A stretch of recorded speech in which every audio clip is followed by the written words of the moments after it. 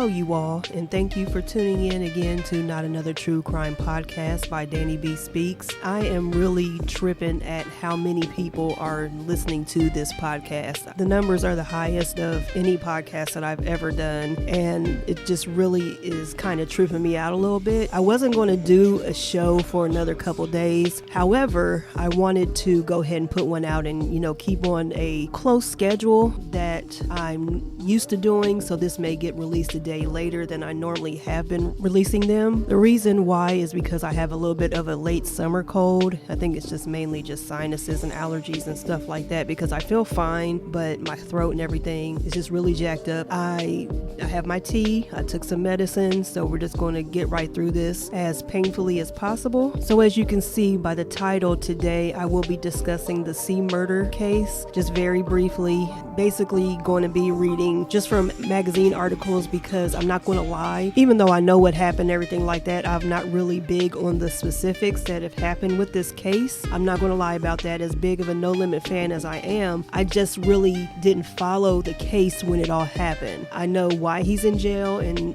the trial and everything that happened, whatever, but I don't know the specifics. I don't know how many that I'll be able to provide. I did want to, since it's something that has been put out there lately, I did want to discuss it, talk about it a little bit for people who may not really know too much about it, because it has come back up in the news recently, mainly because a Kardashian is involved now, as well as Master P being all in his feelings. And don't worry, Master P, I got something for you later. Love you, but I got something for you later. I also will be giving an update on the Tim Norman case, because I don't have the notes yet from anything recent that has gone on with Tim directly. I think his trial date is this week. I don't know if it got pushed back or something like that, or the notes just haven't been released yet from where I'm getting a lot of the information from. But Terica, she was in court this past week, and there was also a St. Louis detective who virtually testified of what all the information that he had and how she's been implicated and all this other stuff. So I'm going to get into that first, so just sit back, relax, and enjoy the show.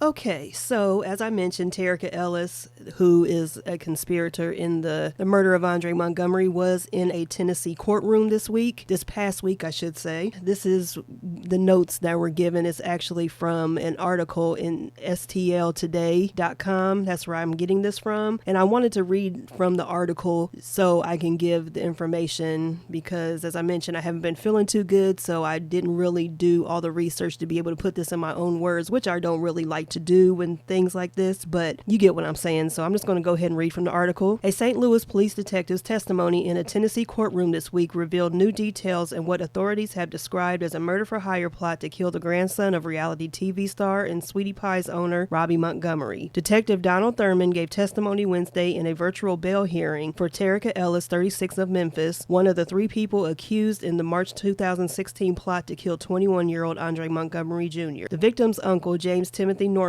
41, is also charged with orchestrating the death. Norman and Andre Montgomery both appeared alongside family matriarch. Okay, we already know they're on the show. Okay, and here we go with some new details, y'all, so get ready for this, because this is brand new to me. Thurman's testimony publicly revealed for the first time that Andre Montgomery was a suspect in the theft of $200,000 in cash from the home of his grandmother, Robbie Montgomery. Prosecutors have confirmed this. The detective added that Norman's alleged accomplice, Ellis, told investigators she knew the theft made Norman's boys want to get up on, and those are all in quotes, Andre Montgomery. Norman is Robbie Montgomery's son. Of course, we know that. Thurman also testified that Norman offered Ellis $10,000 to secure the location of his nephew the night he was killed. Norman knew Ellis, a Memphis mother of two, because she worked for a time as a dancer at the Metro East strip club Bottoms Up, which I heard is horrible, by the way, and the two had been intimate in the past, prosecutors have said. Details of the court proceedings were first reported by the Commercial Appeal in Memphis. Federal charging documents say both Norman and Ellis traveled to St. Louis about a day before Montgomery was killed and communicated by prepaid cell phones bought the day of the shooting. Thurman testified that the night of the shooting, Montgomery came outside of a building on Natural Bridge Avenue near Fairground Park to meet Ellis, who had texted him and bought him a pair of pants. The detective said investigators believe a third party then shot Montgomery, according to prosecutors who confirmed the testimony. Ellis then left the area to return to Memphis. Okay, let's unpack that real quick. So now the reason of the murder is because Andre allegedly stole $200,000 from Tim's mother. And people in St. Louis are saying that pretty much you don't do that. You don't steal from, I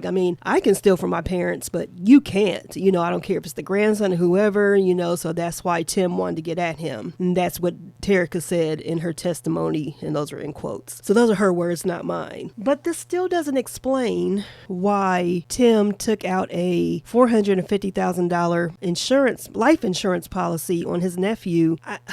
Because that was before all of this happened. So I don't want to give my opinion yet before more details come out, because this is the first that I'm hearing about this. This is the first that a lot of people are hearing about this. I just wonder if this is just what Tim told her to make it seem like the murder was okay. This is why I'm doing it. I'm not some evil person who just wants to kill my nephew for some money. No, so that's why I'm finding it hard to go with this theory that Andre stole $200,000 from his grandmother. And the thing is, people were saying that Andre was broke. He had, when he wanted to come back to St. Louis, he had, his grandmother would pay for him to come, pay for his plane ticket because he didn't have any money. So, I don't know.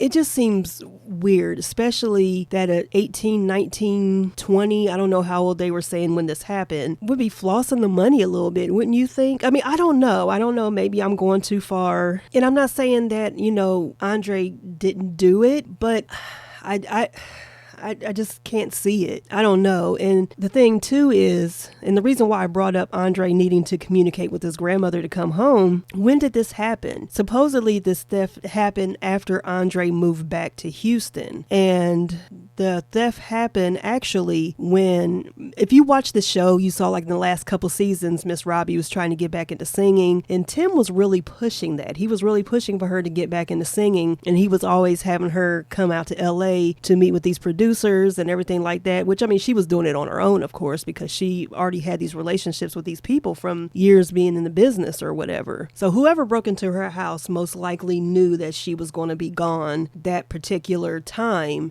In the notes from the police report from the break-in, it was basically saying stuff like the person that was there, they took their time. It was a mess in there, but they weren't in and out, so they knew they had time. But I don't know, because first people were saying that the break-in happened the same year that Andre was murdered, after he was murdered. And then now we're hearing that Andre was a suspect in this. So for the detectives to have notes on Andre already being a suspect in this, was he? I don't know. It's just so weird. But anyway, that's the new details that come out. The reason why he was murdered is because he stole $200,000 from Miss Robbie. And Tim was pissed, even though he was stealing from his mother left and right. When Andre did it, it was a wrap. That's the story that they're going with right now. But the judge denied Ellis's bail this past Wednesday when she had her hearing, so she'll be transported from Tennessee to the St. Louis area to face trial. It doesn't say when, but she will be extradited to St. Louis. Now, the other question I have about this is, if this happened when Andre was still alive, Tim had all of this opportunity to handle this himself. Regardless of what type of relationship he and Andre had, obviously it wasn't a very good one. For many reasons, not only what we saw in the show, but for him to be involved in his own nephew's murder, it wasn't a good relationship. We can say that. But it's just this insurance policy, and that's just what I keep going back to. Why did he need that? And why did Terica feel like that she was in debt too? I understand money was involved because she was getting paid, but if she knew about this murder, that this was going to happen for years, apparently that's what they're saying. The detective said that she knew about this plot for 4 years and took no, she could have did the right thing basically. So even though she doesn't have a violent history, which is what her public defender was arguing, it doesn't matter. She knew about this. She participated. Even though she didn't pull the trigger herself, she had a major part in this young man's murder. So again, we'll keep on this one and see what develops next. As I mentioned, we'll have to wait and see what the notes we get from Tim's bail hearing that he has. So we'll see. So I'm just going to read from a couple articles to refresh everyone on who C. Murder is. A little bit about, I guess, not much, but a little bit from what and who No Limit is. And of course, we'll talk about what happened on the night of the murder and why we are here. And as I mentioned, Master P, I got something for you later on, buddy. So just hold on tight, boo. All right. So this is from NME.com. And they're basically just giving a little background on who C. Murder is, how Kim Kardashian got involved, and then we'll talk about I found an article from 2003 when he first went to trial.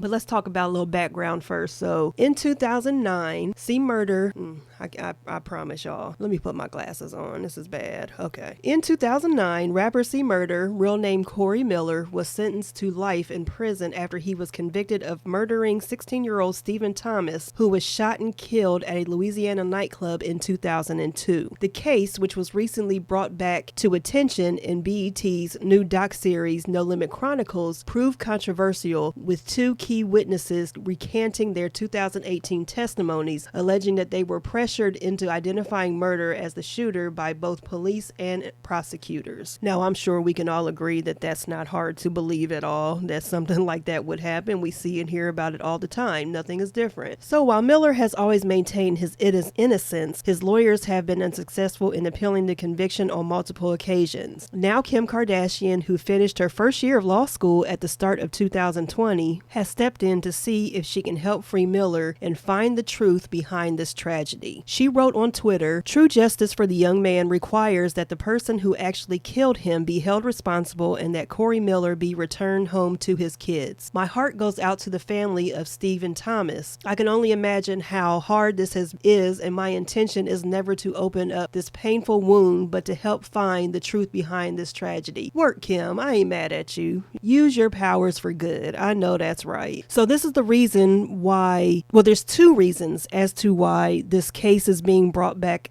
into the limelight. And that is because, for one, BET's No Limit Chronicles that aired, when was it, like sometime last month it aired. And let me just talk about No Limit real quick, because my high school years were the mid to late 90s, and that was when No Limit really took off. I don't know what it was. I mean, I'm in Columbus, Ohio. That's where I grew up. That's where I went to high school at. But we just love No Limit. I don't know what it was, but I mean, we listened to everything, that was around the East Coast, West Coast feud and all that other stuff. But in Columbus, I'm sorry, but we listened to everything. And it was just something about No Limit that just really, and especially at my school, I can't really speak for other schools, but I mean, we lived, breathed No Limit. And still to this day, I put on No Limit and it just takes me back. It's just everything to me. It's everything, and just still a huge fan of No Limit. So even though I mentioned I'm not really too familiar with the details in this case, I still know what happened and why he's in jail, of course, and all that other stuff. Now, the other reason why this is also being brought back out, I should say, is because Monica, the singer Monica, who I discussed on my other podcast when she and Brandy had their verses. Love Monica, always been a fan of hers as well. But she and C. Murder used to date back in the day.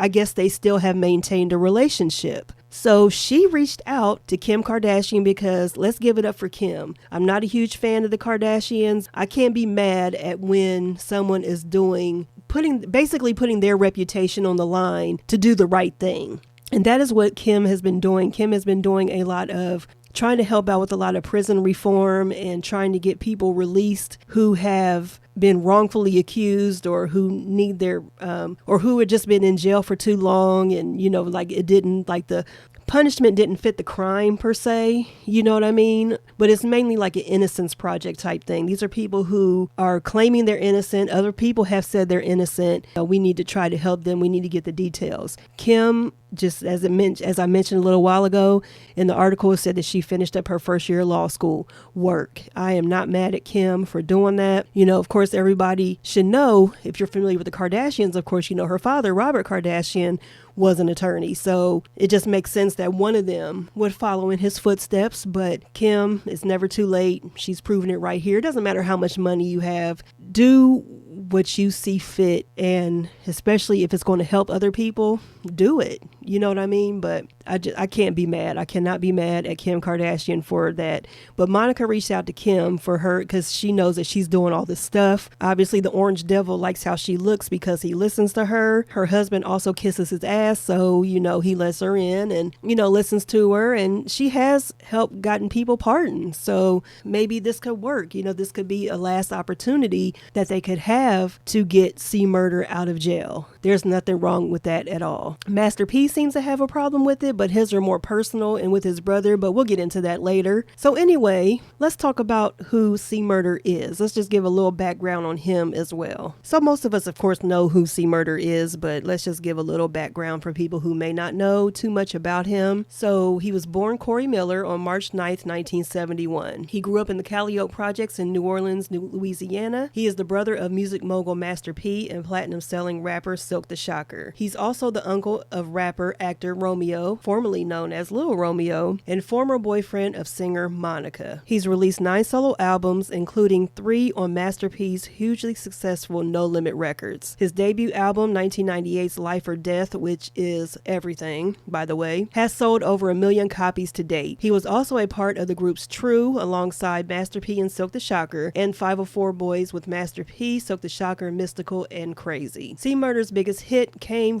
in the form of 1999's Down For My Niggas, a diss record aimed at Death Row Records and CEO Suge Knight, featuring Snoop Dogg and New Orleans rapper Magic. Following the murder of label mate Tupac in 1996, Snoop became disgruntled with the way he was being treated at Death Row and wanted off the once dominant powerhouse. In 1998, Master P sat down with Knight, who at the time was serving a 9-year prison sentence for a probation violation relating to a fight in Las Vegas the night Tupac was shot. They negotiated Snoop's release, signing him to No Limit. Knight wasn't happy that his marquee artist was no longer a part of his label, which led to bad blood between him and Snoop. Down For My Niggas, which appeared on both C. Murder's Trapped in Crime and Snoop Dogg's No Limit Top Dog albums, was a warning shot aimed at Knight. In the early 2000s, C. Murder founded his own record label, True Records, which was first distributed through No Limit before partnering with various other labels, including Coke, Asylum, and Venti Uno. He has appeared in a number of movies, including No Limit's 1999 film Hot Boys and the boxing drama Undisputed, which starred Wesley Snipes and Ving Rhames. He's also an accomplished author, having published 3 novels, including his 2007 Death Around the Corner. In September 2003, C. Murder was convicted of the January 18th, 2002 murder of 16-year-old Steve Thomas at the Platinum Club, a since-closed nightclub in Harvey, Louisiana. Thomas, who was taking part in a rap battle at the club, is reported to have bumped into someone from C. Murder's entourage after stepping off stage, causing a fight involving the No Limit rapper. According to eyewitness testimony, C. Murder is alleged to have shot Thomas through the heart from close range with a single gunshot. The rapper, who was 30 at the time and is now 49, was convicted of Thomas's murder by a Jefferson Parish jury on September 30th, 2003. The conviction was later tossed out after prosecutors withheld the information that some of their key witnesses had criminal records. C. Murder was retried in 2009 when he was found guilty of second-degree murder and sentenced to life in prison.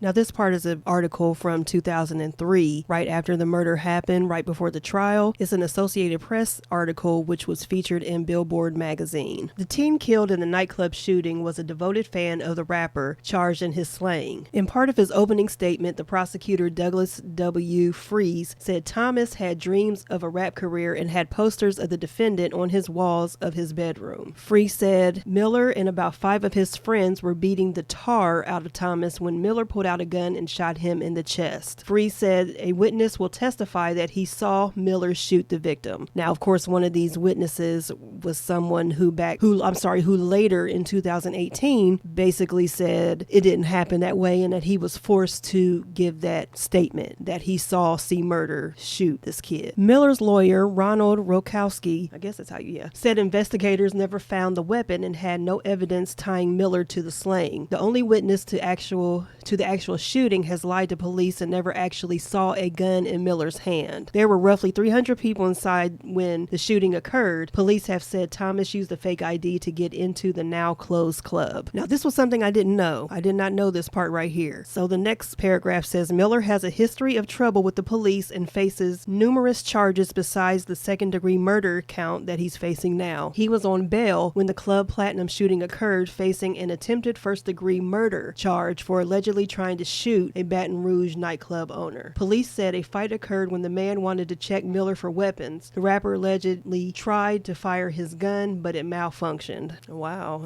okay. Miller's lyrics and nickname played a central part of jury selection, with defense lawyers quizzing potential jurors on their views about rap and whether they could be impartial towards a murder suspect whose nickname is C. Murder. One man was dismissed after he described rap as just about drugs and shooting the cops. We know who he was. And if that person is still alive today, I guarantee he's a Trump supporter. But anyway, that's a whole nother subject for a whole nother day. Miller's father, Percy Miller Sr., said Monday that his son is innocent. This is a lot of stress on the family, but we know he didn't do it. He said people should ignore the C. Murder image, a gangster who boasts about his life of crime and violence. He's a rapper, the father said. That's just a character he's playing. And I remember when this happened, of course, and a lot of people were saying that they weren't, surprised that he committed this murder, even without knowing the details or anything like that. They just figured because his name is C. Murder that he's just out here murdering people. That's why, So I'm sure that did have a huge impact on a lot that went on in this trial and everything, which is sad, but that's just how it is. It's sad. Okay, so now I'm going back to the NME.com article because these are the new revelations that came out in 2018, and then we'll talk about what's going on right now. But new revelations surfaced in 2018 when two witnesses from the night of the shooting recanted their testimonies. The first witness, Kenneth Jordan, came forward and claimed to have been coerced by detectives to name C. Murder as the gunman in the killing. I know the individual who I saw shoot the gun was not Corey Miller, Kenneth said in a statement. The second witness, Darnell Jordan, who was working security on the night of the shooting, claimed police tricked him into identifying C. Murder as the shooter. He said authorities arrested and detained him as a material witness until he agreed to testify against the rapper in his original 2003 trial. I am certain that Corey Miller did not shoot Steve Thomas, he wrote in a statement. And see, that's the thing that's why people like Kim Kardashian and all these innocent projects and everything need to get involved, is because they won't even give him a retrial, an appeal, or anything like that, because we know why. We know why. It doesn't have to be said. But when you have stuff like this going on and key witnesses who were used to put him away for a life sentence are now saying that he didn't do it, and they're writing this in statements, and that both of them are saying that they were coerced and basically they were detained for all this time. Basically, we'll let you go if you say that C. Murder is the one that pulled the trigger and shot this young man. That should be something that needs to be looked into, but this happens far too often, where people who are put in jail, and we're just going to say it, especially black people, are given these long, ridiculous sentences, and they were obviously either set up or there was some dirty stuff going on behind the scenes, but yet they're still in jail and they're not given another opportunity. It's crazy. And this reminds me of another case that I'm going to do, which is the case of Adnan Syed, who, if you're a fan of podcasts and you know the Serial podcast, it was the very first Serial podcast about a murder that took place in 1999, where the accused murderer, who was convicted of a life sentence for a murder that he says he didn't commit, and details and evidence is showing that he couldn't have committed this murder, but he's still in jail. However, he was a Pakistani American Muslim teenager. So this happens. It's been happening for years. It still happens today. But that's a case that I'm really interested in. But let's get back to this because I'll go off on a tangent about other things. So let's just stay focused. But let me address Master P real quick. So let's get into what's going on with Master P. Now, as I mentioned, the singer Monica, who is an ex and still a very good friend of C. Murder, reached out to Kim Kardashian's. I don't know if they're good girlfriends or not, but, I'm sure they know each other, of course. But she reached out to Kim Kardashian because she knows that Kim is doing all of these good things, trying to get people pardoned from prison who don't deserve to be there. So I think Monica knows that they're running out of time to really get him help and get him out of prison. So she reached out to Kim and asked Kim if she could take a look at this and see what she can do pretty much to help get C. Murder out of jail. Now that sounds admirable, right? I mean, that doesn't sound bad. That sounds like something good. If you were a member of C. Murder's family, I would think that you would be happy and grateful that someone cares enough about your family member, especially your brother, to put their reputation and their livelihood, and if her and Kim have a friendship, their friendship and all this other stuff on the line to help your brother. That's what most people would think. I'm sure that I'm correct. I'm not right about everything, but I'm right about enough, and this is something that I really do feel positive that no one would really have an issue with, right? Well, obviously I'm wrong because Master P has a huge issue with it, or at least he did. P got in his feelings a little bit when he found out about this, and he did an 8-minute video. And I sat there and watched all of it because I'm nosy and I was interested in why he has a problem with Monica and Kim Kardashian helping out his brother. But come to find out, this isn't really an issue with Monica and Kim Kardashian. This is an issue with him and his brother. So let's just break it all down. So I guess after Kim Kardashian let it be known that she was going to be looking into this and seeing what she can do, and that Monica reached out to her or whatever, Mr. C. Murder got in his feelings, and he was pissed because he felt like, well, let's backtrack again. Let's backtrack real quick before Master P spoke out. When C. Murder got wind that Monica reached out to Kim Kardashian, that Kim Kardashian was going to see what she could do to help him, he was very thankful, as anyone would be. And he was just really saying how it's been tough for him. And, he doesn't really feel like he's had anybody on his side. And there's only a few people, including Monica, who have really stuck by him and believed in him and have helped him and have kept his spirits up as much as they could while he's been in prison. And he didn't name Master P. He didn't really say anyone in his family directly. And that pissed Master P off. So he took his misplaced anger out on Monica and Kim Kardashian, who are trying to help his brother, and basically said, I don't know either one of y'all, and y'all haven't been there for him, and you are trying to come in and make it seem like that you're doing something, and, just all these things coming back on them, basically making it seem like they haven't been there. Now, I'm sure Kim wasn't, because I don't think Kim knew C. Murder at all. She's a friend of Monica's, or she's an associate of Monica's. And this is something that's very important to Monica, but he just went on for 8 minutes or so, but he contradicted himself so much about his issue with Kim and Monica, because that's who basically he was making this seem like it was about. But he was pretty much calling C. Murder ungrateful, and that, we're the ones that have been there, and just, it was really pathetic. I mean, dude. Monica reached out to Kim because Kim has some clout, and whatever you've been doing, all this money that you've been doing, all this money that you have and whatever, obviously hasn't been getting it because he's been in prison for 20 years. I mean, so if someone's going to help, let them help, because if Monica and Kim weren't the people that they are, they could have just threw their hands up and been like, okay, well then you take care of it. Since you know what you're doing, everything like that, I don't want to step on your toes. You go ahead and take care of it. But they basically paid him dust. Definitely Kim Kardashian did. She was just like, whatever, she didn't say anything. But Monica, not one to ever really bite her tongue, basically let him know that I have been there for C. Murder. I've kept in contact with him. I've talked to him, like her kids know who he is. Her exes, know that they still have a friendship, and that she has really been trying for all these years as well to get him some help and to get him out of there. And she also pretty much let Master P know that your issue's not with me, it's with your brother. And then when she threw it in his face that I've talked to Silk the Shocker, and Silk and I talk all the time, he's all for it. So of course Master P had to come back and apologize, and pretty much what everybody already knew. I was in my feelings and I was really upset with my brother because we have been there, we have been helping him, but for him to make it seem like we haven't been there and now these two are coming out of left field trying to help him and now he's grateful and everything like that, it really pissed me off. That's basically what he was saying. That's not exactly what he said, but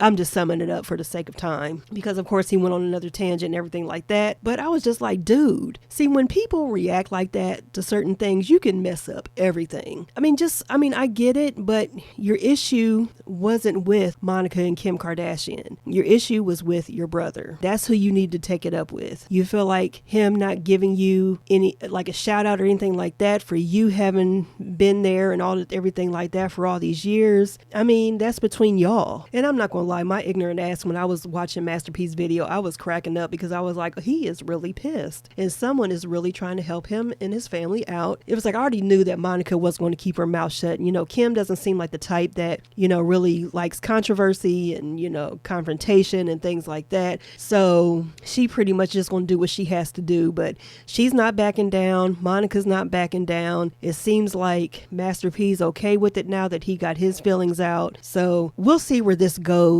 from now. Hopefully they'll be able to do something for him and at least be able to get him another trial or find some kind of loophole or something as to where these two witnesses, who were mainly the two that helped put C Murder away, that with this going on, it can be a mistrial or, something. I don't know how that stuff works. I wanted to go to law school at one point, but I don't know much about it. I'm not going to lie. I've always been interested in the law, so I'm not going to sit up here and try to act like I know something. I don't. So hopefully Master P will just, sit back. If they need his help, hopefully he'll help them and he won't be an asshole and just be like, no, y'all got this. Hopefully he'll do what he can. And Monica, when Monica was on the Versus with Brandy last week, like her crew had on Free C Murder shirts. She's serious about it. That's her boy. She obviously has a love for C Murder. So hopefully everything will work out. I'm praying that the truth will come out. And with all this, myself personally, I never thought C Murder did it. Maybe that was being blinded by my fandom or whatever, but I just never really thought that he did it. So we'll see what happens with this. I hope it all works out for everybody involved. And of course, there's still the victim's family in all this who they lost at 16 years old. And that was a good point that Kim made. And that's the thing about a lot of these murder cases is that you want the truth to come out. The truth may never come out. And you may, just because you're not being faced with the truth of what had happened, the family probably does believe, which a lot of these families and friends of murder victims believe, that the person who did this is the one that's responsible. It's very rare that you do see the family of the victim not believe that they got the wrong person. Usually and I think it's a mental thing too, so that they can feel like they're having closure and that the person who is responsible for the death of their loved one has been punished and is off the streets. Well, like everything else, I will be following this case. Any updates or whatever else I hear, I'm going to try to get some sources to give me the insight on this and what is going on. I'm glad the No Limit Chronicles brought this back up. It was much needed to get out there. I'm glad Monica reached out to Kim Kardashian to get this going. I'm kind of glad too that Master P had his little episode because he got that out. Let's just hope he got that out and we can just move forward and get some justice for everyone involved.